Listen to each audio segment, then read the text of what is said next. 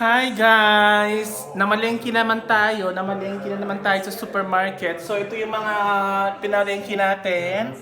Banana, apple, green apple, at saka avocado. May mga stock na naman tayo ngayon. At saka dalandan. Matamis to guys. Banana, apple, oh.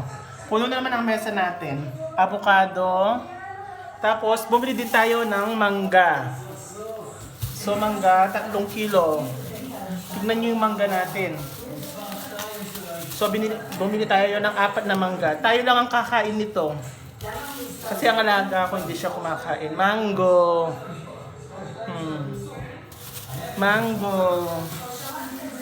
Ito diba?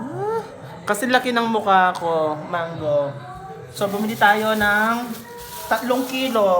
Ito, aros kalahati ng kilo.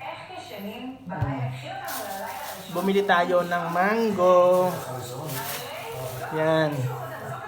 So namalengke tayo ngayon. So napakalaki guys. So napakalaki. Napakalaki na mango. Ang tawag dito is Maya mango. Yan. So sagana naman tayo. So mango.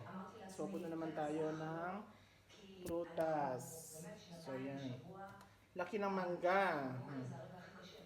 Oh, 3 kilo na yan. Diba? Matamis yan guys. Ito dalandan.